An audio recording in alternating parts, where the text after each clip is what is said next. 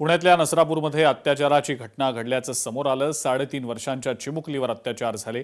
पीडितेच्या वडिलांसोबत मुख्यमंत्री देवेंद्र फडणवीस यांनी स्वतः संवाद साधला। मुख्यमंत्र्यांनी फोनवरून पीडितेच्या वडिलांना धीरही दिला। आरोपीला फाशीच व्हावी यासाठी कारवाई करण्याचं मुख्यमंत्र्यांनी आश्वासनही दिलं।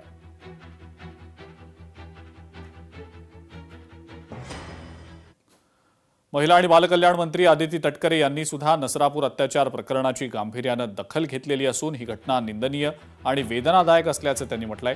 या प्रकरणी मुख्यमंत्र्यांसोबत संवाद साधला असून आरोपी विरोधात कठोर कारवाई केली जाईल। मी स्वतः पीडित कुटुंबियांच्या संपर्कात असल्याचंही आदिती तटकरे यांनी सांगितलंय।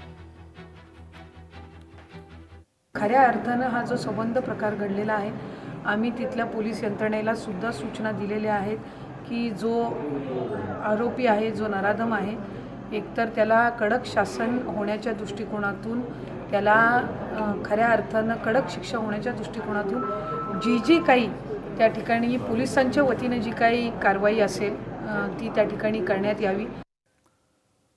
खासदार सुप्रिया सुळे यांनी सुद्धा नसरापूरमध्ये जात पीडित कुटुंबियांची भेट घेतलेली आहे। आरोपीला फाशीची शिक्षाच झाली पाहिजे असं सुप्रिया सुळे देखील म्हणतात।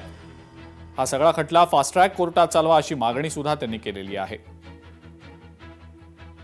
आरोपीचा हा तिसरा गुन्हा आहे, याआधी त्याची सुटका झालीच कशी असा सवाल सुद्धा सुप्रिया सुळे यांनी आता उपस्थित केलाय। जी विकृती म्हणजे दुर्दैव आहे की महाराष्ट्रामध्ये एकीकडे आपण महाराष्ट्र दिन साजरा करत होतो आणि दुसरीकडे अशी ही बातमी आलेली आहे।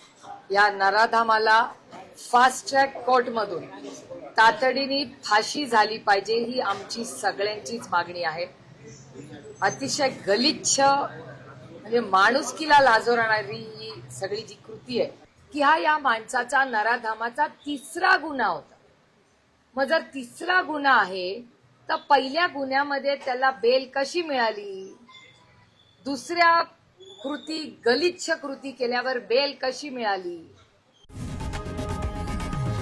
लोकशाही मराठी ऐका, पहा, जागरूक रहा।